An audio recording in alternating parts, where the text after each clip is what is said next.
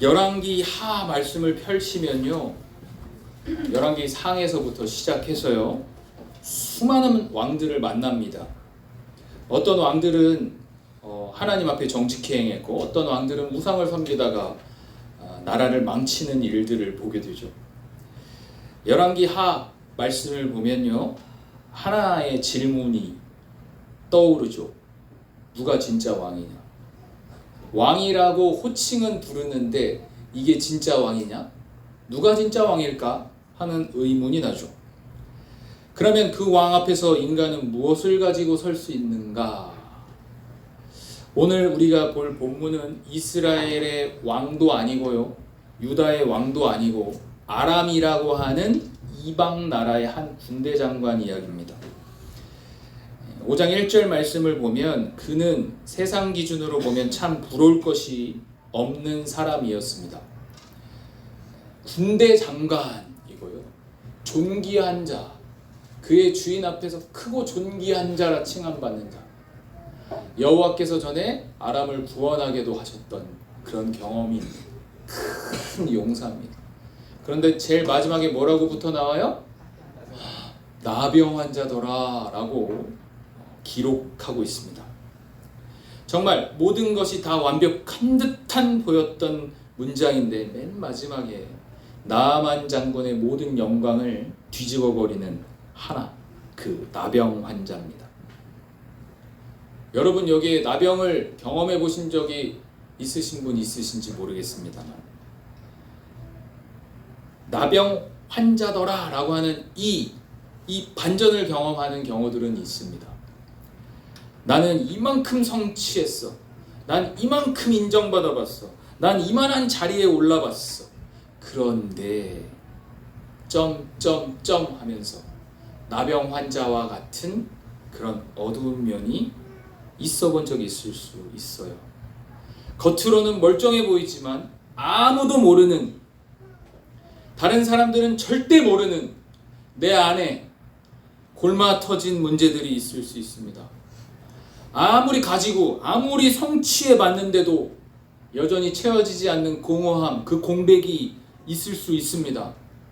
감추고 싶은 연약함, 죄 같은 거 있을 수 있습니다. 나만 장군이 군대 장관이에요. 아람에서 엄청난 권세를 지녔죠. 화려한 갑옷을 입었을 겁니다. 근데 그 갑옷을 벗었을 때 그 안에 문드러져 있는 나병 피부처럼, 우리가 다 누려봤고 다 가져봤지만 그 모든 화려한 겉모습 뒤에 숨겨져 있는 여러분들의 반전이 있을 수 있습니다. 여러분, 나병이 뭐죠? 지금 현재 말로 한센병입니다. 한센병. 옛날에는 문둥병, 그렇죠? 나병, 문둥병, 한센병. 이 고대 사회에는요, 인간이 겪을 수 있는 가장 잔인하고 비참한 최악의 질병이 바로 나병이었습니다. 이 병의 가장 무서운 특징이 뭔지 아십니까? 신경이 마비되는 거라. 신경이. 그래서요, 나병균이 몸에 들어오면 우리 이 몸에 있는 감각 신경들을 하나씩 하나씩 마비시켜 갑니다. 그래서 여기 나병균들이 얼굴 주변으로 잘 보이는데, 이 눈의 신경을 마비시켜서 결국에는 눈이 멀고요. 또 입도 이 다물어지는 이 신경들, 혀의 신경들이 마비되면서 나중에는 입이 이렇게 늘어지게 되고 코도 내려나오고, 그래서 정말 흉측한 모습이 되는 것이 바로 이 나병입니다. 나중에는요, 뜨거운 곳에 데워도 날카로운 거에 찔려도 느낌이 안 나는 수준까지 이르러요. 그래서 결국에는 신경들이 말리기 시작하고요, 말리다 못해 결국에 손가락 발가락이 다 떨어져 나가게 되는 것. 정말로 이 나병은 무시무시한 질병이었습니다. 그 당시에 나병 환자들은 성 밖으로 다 쫓겨났죠. 사람들과 같이 어우러져 살아갈 수도 없는, 정말 그 궁극의 외로움을 느낄 수밖에 없는 질병이었습니다. 게다가 이 병은요, 전염병입니다. 전염병이어서 걸리는 순간 가족과 사회로부터 철저하게 격리되어 버리는 외로움을 경험하죠. 아침까지는 존경받는 장군일지는 몰라도요, 나병 환자라는 게 밝혀지는 순간 이 모든 명예와 직위는 다 박탈당하고요, 쫓겨나가거나 비참하게 죽어나갈 그 날만 기다리는 살아있는 시체가 될 확률이 큽니다. 여러분 상상해 보십시다. 나아만은요 최고 사령관입니다. 아람 나라라고 하는 아람의 최고 사령관, 수많은 군사들을 거느리고 있는 화려한 갑옷을 입고 칼을 빼고 천하를 호령하던 이 군대 장관인데요, 그렇게 전쟁을 화려하게 승리로 이끌고 집에 들어오면요, 그 갑옷을 벗겨내고 짓물나고 썩어 있고 문드러진 이 피부들을 보게 되는 상황입니다. 아침에 볼 때마다 점점 피부가 가라앉아 피부가 긁어내려져 가는 모습들, 그런 것을 하나하나 지켜봐야 되는 상황입니다. 세상에서 엄청난 권세를 누리는 대단한 영웅이라고 해도 엄청난 무력감을 느끼지 않았을까 생각이 돼요. 왕의 권세로도 또 수십억의 수백억의 재산을 가졌더라도 이 썩어가는 몸을 멈출 수가 없는 것입니다. 나만의 나병 소식은 아마 집 안에서 쉬쉬하는 내용이었을 거예요. 이게 밖으로 퍼져나가는 순간 격리되거나 쫓겨났겠죠. 집 안에서 그의 신분상 여러 종들이 있었을 것, 그 종들도 이미 나만 장군의 나병의 소식을 알고 있었던 것 같아요. 그 집에 전쟁에서 포로로 잡아온 이스라엘 소녀가 하나 일을 하고 있었대요. 이름도 없이 뭐 몇 살인지도 모르고 그냥 등장하는 이 게지바이의 입에서 신비로운 이야기가 흘러나옵니다. 3절 말씀이요. 우리 주인이 사마리아에 계신 선지자 앞에 계셨으면 좋겠어 라고 이 소녀가 이야기를 합니다. 사마리아에 계신 선지자, 그가 누굴까? 근데 나아만 장군은요 이 이야기를 허투루 듣지 않습니다. 그래서 이 이야기를 가지고 아람 왕에게 나아가서 허락을 구합니다. 왕이시여, 사마리아에 어떤 선지자가 있는데 그를 만나면 내 병이 나을 수도 있겠습니다 하니 아람 왕이 허락을 해주는 거죠. 여러분, 이 허락하는 게 그냥 쉽게 허락하는 게 아니에요. 허락한다고 하는 건 뭐냐면요, 이스라엘 왕에게 친서를 써가지고 지금 보내잖아요. 근데 아람이랑 이스라엘 나라가 하나도 안 친한 나라예요. 적대국이에요, 적대국. 우리 이전에 이제 열왕기 상에서 보면요, 이스라엘의 아합 왕이 아람 군대의 병사의 화살에 맞아서 죽어요. 이게 지금 방금 전에 일어날 일입니다. 지금 이 두 나라는 국경을 맞대고 있고요, 매일같이 틈만 나면 피 흘리고 싸우던 적대적인 관계였다는 것. 근데 이 아람 왕이 친서를 써서 야, 우리 군대 장관이 얘가 나병에 걸렸다, 보내오니 고쳐달라, 이런 친서를 써내요. 그러자 이스라엘 왕이 편지를 받고 뭐라 그래요? 야, 내가 하나님이냐? 내가 무슨 나병을 고치냐? 이거 나한테 시비 걸려고 무리한 조건에 시비를 걸어서 우리가 못 해내면 이거 갖고 이 명분 삼아서 싸우려고 하는 거 아니야? 라고 이렇게 옷을 찢어버리는 일이 일어난 거예요. 아람 왕의 입장에서도 이게 엄청난 도박입니다. 군대 장관, 총사령관을 보냈는데 만약에 이스라엘이 와서 고쳐줄게 해서 왔는데 나쁜 놈 하면서 죽일 수도 있잖아요, 음모를. 그러면 이 아람이라고 하는 나라에 총사령관, 군대 장관을 잃어버리는 거예요. 나라로서는 엄청난 위기가 닥칠 수도 있는 상황입니다. 그런데 그 모든 것들을 넘어서서 이 왕이 체면도 둘째치고 전쟁이 일어날 것도 각오하고 그리고 이 나만 장군을 보내기로 허락한 거죠. 나아만이 이 소식을 듣고 이제 길을 떠날 채비를 합니다. 5장 5절 말씀을 보면요, 가라, 내가 글도 보낼게 했더니 나아만이 은 10달란트, 금 6,000개, 의복 10벌을 준비하고 있습니다. 말과 병거 준비하고 있습니다. 빈손으로 가지 않습니다. 철저하게 준비해 가고 있는 겁니다. 왜 이 나아만 장군은 그렇게 준비를 했을까? 여러분, 팀 켈러 목사님이 이런 말을 했어요. 우리 내가 만든 신의 서론에 나오는 내용인데요. 우상은 우리에게 상황을 통제하고 있다는 느낌을 줍니다. 우리는 끊임없이 내 힘으로 구원을 얻어내려는 나의 행위에 기반한 종교적 메커니즘을 가동합니다.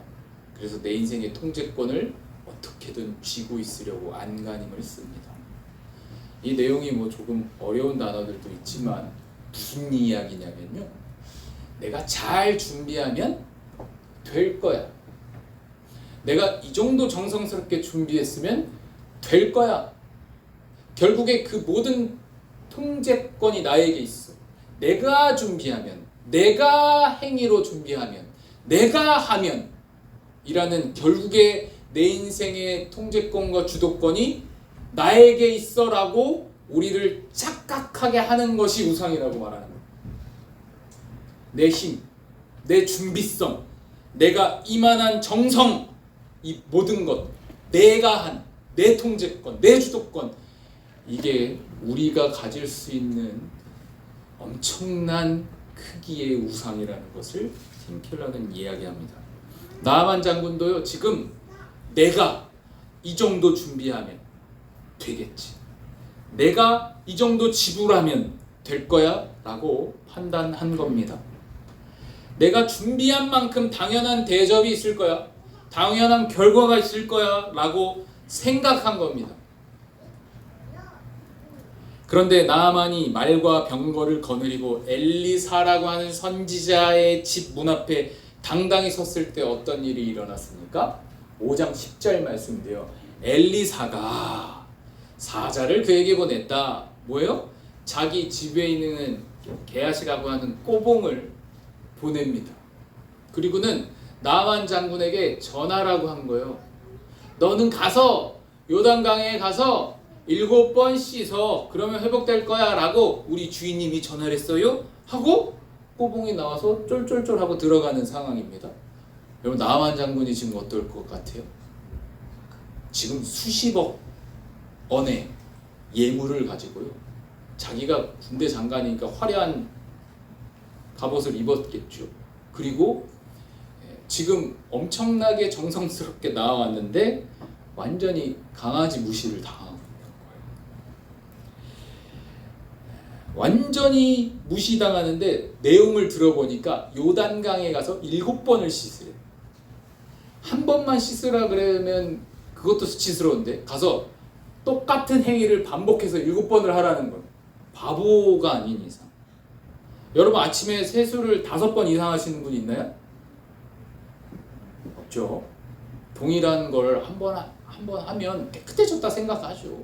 근데 요단강을 생각해보면 또 웃겨요. 요단강은요, 그렇게 깨끗한 강이 아니에요. 약간 좁고요, 약간 진흙탕물이 흐르는 그냥 깨끗해 보이지도 않는 강에 가서 7번을 씻으라 하니까 완전 진짜 뚜껑이 열리는 거죠. 성도 여러분, 복음과 종교의 차이를 말씀드릴게요. 종교는요, 내가 무언가를 하면 받아주실 거야. 그래서 뭐라 그래요? 조상신이 노하지 않도록 잠재워 드려야 되잖아. 그래서 굿도 하고 조상들에게 정성껏 해야지 그들이 우리 자손들, 후손들을 지켜줄 거야 라고 생각을 하죠. 똑같아요. 내가 정말로 정성스럽게 하면 받아줄 거야. 그래서 새벽마다 물 떠놓고 1시간, 2시간씩 빌면 와, 엄청난 정성을 하나님께 드렸으니, 하나님이 아니지, 신께 드렸으니 그가 나를 가엾게 보실 거야. 나의 지극정성을 기쁘게 받으실 거야 라고 판단하는 것, 그것이 바로 종교입니다. 복음은 뭐냐면 하나님이 이미 행하셨다 너는 가서 씻기만 하면 돼. 순종만 하면 돼. 라고 말씀해 주십니다. 우리는 하나님 앞에 뭐 은, 금 6천 개 뭐 이런 거 그런 거가 아니고요.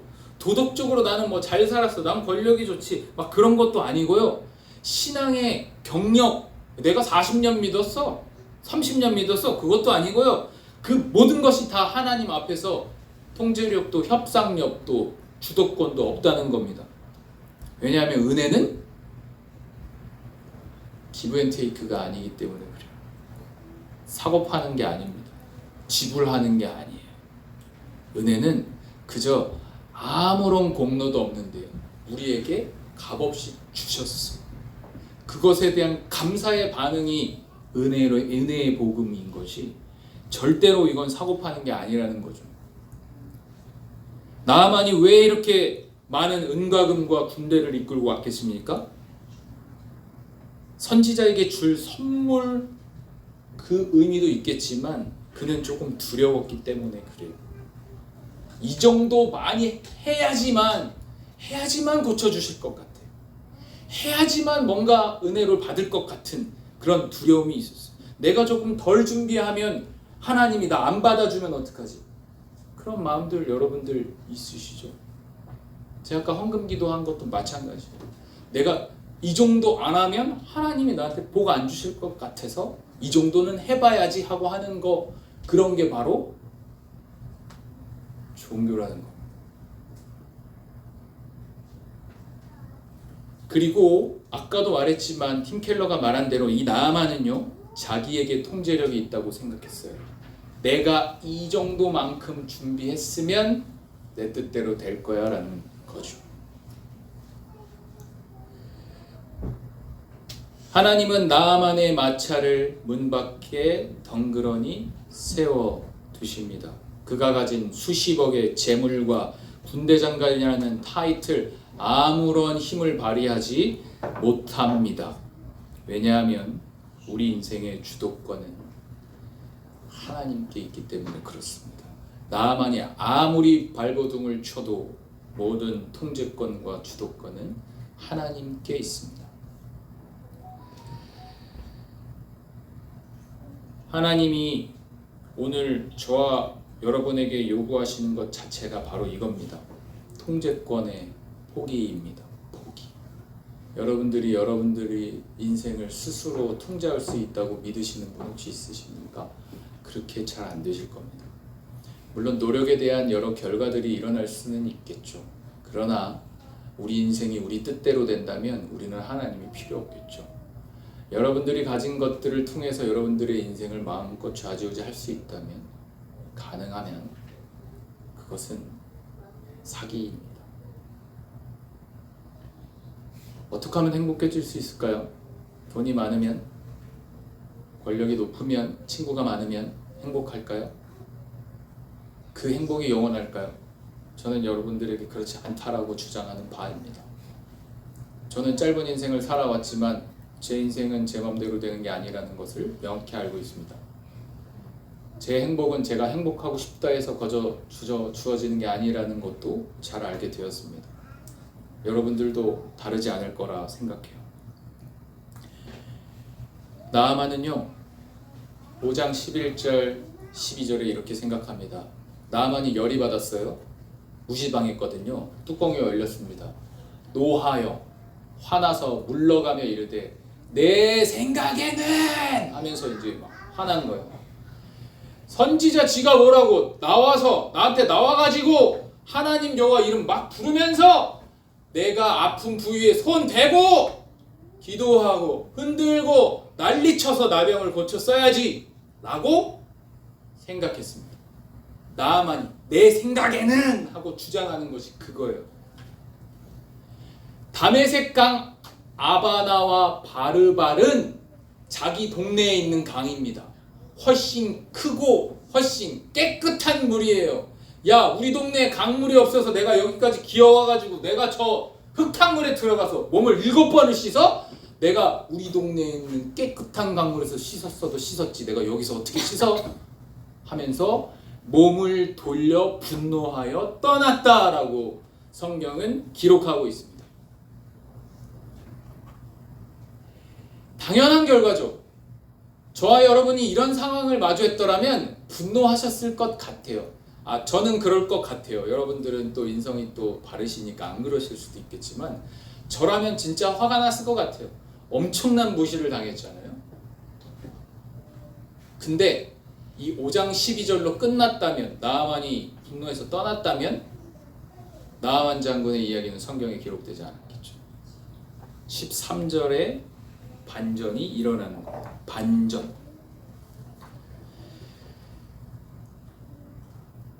그의 종들이 나와서 말하여 이르되 내 아버지여, 선지자가 당신에게 큰 일을 행하라 말하였더라면 행하지 아니하였으리까 하물며 당신에게 이르기를 씻어 깨끗하게 하라 함이니까 하니.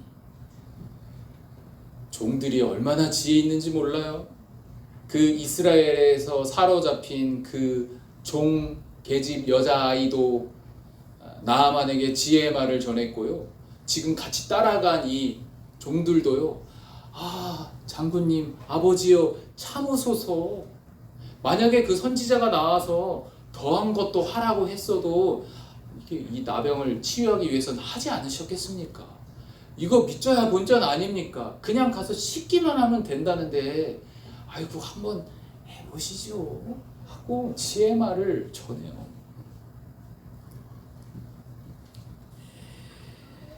그래서 14절에 나아만 장군이 내려갑니다.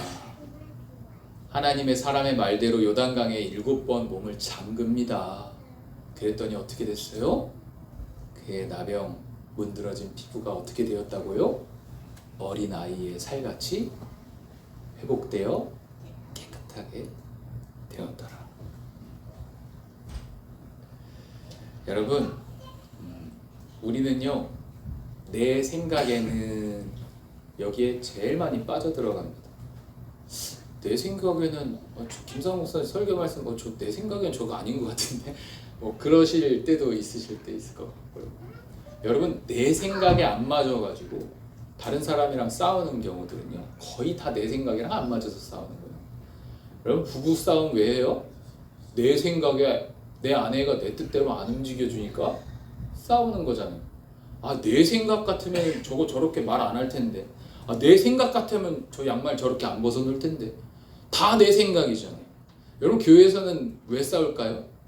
내 생각에는 내가 이 교회 40년 다녔어. 근데 내 생각에는 내가 이 교회 내 생각에는 네가 좀 잘못됐어. 다 내 생각에는 아니에요? 하나님이랑 우리가 문제 생길 때 뭐예요? 하나님의 뜻에 반하죠. 내 생각에는 하나님 이렇게 하라는 거들 멍텅구리 같은데 헌금하라고? 이 세상에 어떤 바보 멍청이가 내가 열심히 일한 거 10%를 하나님께 드려. 내 생각에는 그 멍청한 거 같은데. 금요 기도에 나오라고? 내 생각에는 그냥 집에서 해도 될 것 같은데. 성경 읽자고? 내 생각에는 그냥. 여러분 신앙생활에 내 생각에는 때문에 여러분 망치지는 거예요. 여러분 삶에도 내 생각이 너무 세신 분들은요 밖에 나가서 많이 다투시겠죠. 내 생각. 우리가 얼마나 약한 존재인지 아십니까? 내 생각 때문에 우리의 삶을 망칠 때가 많아요. 내 생각 때문에 하나님과의 관계도 많이 망칩니다. 내 생각엔 이 정도 해도 되지. 내 생각에는 여러분, 은혜는 내 생각이 무너져야 시작합니다. 아멘이십니까? 아멘. 내 상식이 부러지는 자리에서 은혜가 시작되는 겁니다.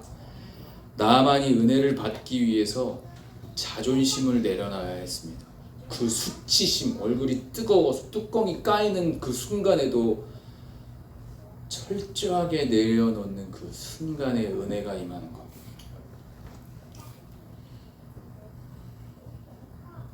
신체적인 행동이었죠. 몸을 담그는 행동. 근데 나아만이 몸을 가서 담그는 행동은 철저하게 영적인 항복이었습니다. 참된 믿음은 언제나 항복의 형태로 옵니다. 내가 옳다고 여기는 방식, 내 생각에 옳다고 여기는 그 방식, 내 생각에 내가 자랑스러워하던 내 자존심, 내 생각에, 내 경험에, 내 판단에 의해가 아니라 하나님의 말씀으로만 무너지는 것, 낮아지는 것, 그것이 우리가 복음의 문을 통과하는 그 순간이 될 줄을 믿으시기를 바랍니다. 아무리 신학적으로 교리를 많이 알고 있어도 낮아짐이 없으면 아무것도 아닙니다. 아무리 내가 성경을 100독을 하고 1000독을 하고 창세기부터 요한계시록까지 딸딸 외워도 하나님 앞에 낮아짐이 없으면, 그 항복함이 없으면, 내 생각이 여전히 펄펄 살아있으면 그것은 그냥 나만이 화를 내고 돌아서서 떠났더라 하는 그 사람과 다르지 않다는 것. 말씀을 많이 알고 말씀을 많이 읽고 말씀을 달달 외우고 그거요, 내가 항복하기 위한 방편인 거지 그거 내 자랑이 돼서는 안 됩니다. 내가 하나님 앞에 항복하기 위해서 하나님 말씀을 읽고 듣고 외우고 암송하고 묵상하고 하는 거지, 그것이 야 내가 몇 번 읽었는 줄 알아? 야 내가 신앙생활 몇 년 한 줄 알아? 야 내가 우리가 기독교 5대 집안인 거 알아 몰라? 그런 거 하등 필요가 없다는 거. 하나 필요 없고요. 나만 장군이 갖고 있던 모든 것들은 다 하등 필요도 없어요. 다 엘리사의 문 앞에 그냥 세워져 있었을 뿐입니다. 무엇이 필요해요? 항복이 필요해요. 나만 장군이 모든 것을 내려놓았던 것처럼 하나님 앞에 철저하게 항복하는 것이 필요한 겁니다. 낮아짐 없는 거, 자기 고백 없는 거, 여러분 신앙생활 아닙니다. 믿음생활 아닙니다. 종교 활동입니다. 종교인으로 남지 마십시오. 하나님 자녀가 되십시오. 종교 활동만 하다 끝내는 인생 되지 마십시오. 신앙으로, 진리로 살아내는, 복음으로 살아내는 여러분들의 삶이 되시길 주님의 이름으로 축복합니다. 나만 이야기는요, 성경에 한 번 더 기록되어진 장면이 있습니다. 누가복음 4장 27절에 예수님께서 말씀하세요. 선지자 엘리사 때에 이스라엘에 많은 나병 환자가 있었어. 그 중에 한 사람도 깨끗함 받지 못했어. 그런데 이방 나라에서 왔던 나만만 깨끗함을 입었어 라고 예수님이 말씀하세요. 이스라엘 중에 나병 환자는 단 한 명도 치유하지 못했어. 치유함을 받지 못했어. 근데 이방에서 왔던 그 나만만 깨끗함을 받았어 라고 정말 후세에 예수님이 기록하여 말씀하였다는 거예요. 예수님은 왜 굳이 이런 말씀을 꺼내셨을까? 하나님의 구원이 이스라엘 혈통에게 주어진다? 그게 아니라는 걸 보여주시기 위한 거죠. 민족에게 주어주신다? 그게 아니라는 걸 말씀하시는 거죠. 여러분들의 가족이 예수 믿으면 여러분 예수 믿는 거야? 여러분 부모님이 신앙이 좋아서 천국 가면 여러분들이 천국 가시는 거야? 그게 아니라는 걸 예수님 말씀하시는 거예요. 이스라엘 백성은 하나님의 백성이죠. 하나님의 민족이죠. 하나님의 민족이어도 필요 없어. 아무도 구원 못 받아. 왜? 철저하게 항복하지 않는 이는 절대로 구원받지 못했습니다. 종교적인 배경 아무 필요 없다. 모든 것 다 필요 없다.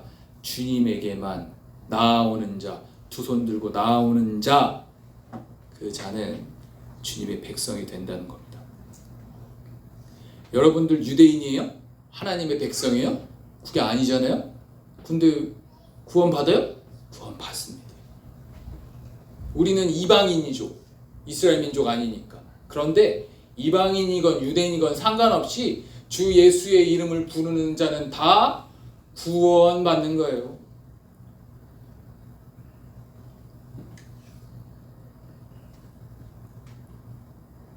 여러분 요단강 물속에 나아만 장군이 몸을 7번 담궜습니다.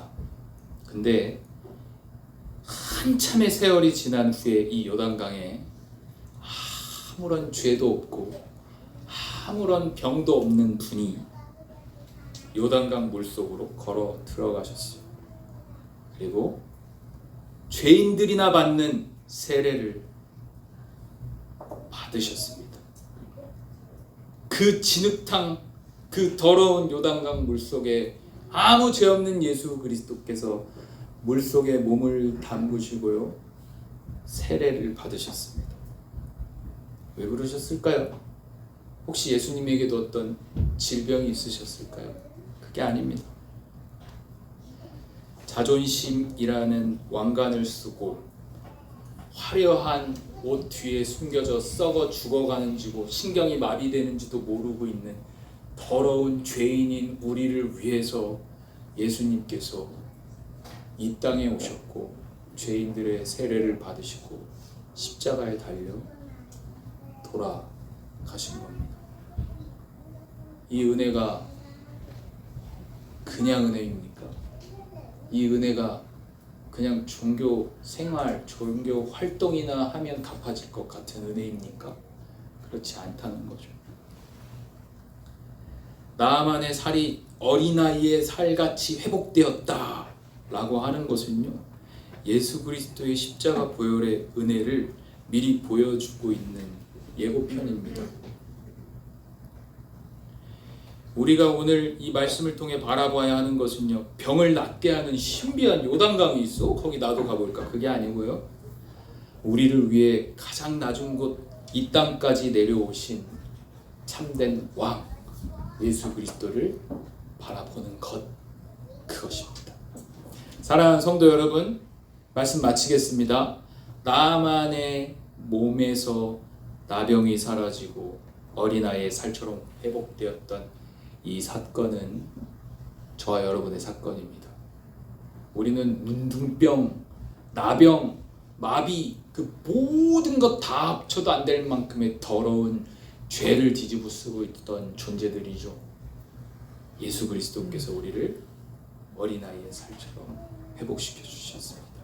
시커멓고 붉은 죄, 정말로 새하얗게 한 점의 오점도 남기지 않고 주님이 우리의 모든 죄를 깨끗게 하셨다는 그 은혜가 저 여러분의 삶 속에서 날마다 생동감 있게 발현되어 하나님의 영광을 위해 살아가게 되시는 귀한 은혜가 저 여러분에게 있기를 간절히 축원드립니다. 도대체 안 내려 놓아지는 내 생각에는, 도대체 내한테서 떨어져 나가지 않는 내 생각에는, 이 내 생각에는 5글자는 완전하게 버려버리고 주님 뜻을 쫓아 살아가는 저와 여러분 되시길 주님의 이름으로 축원드립니다.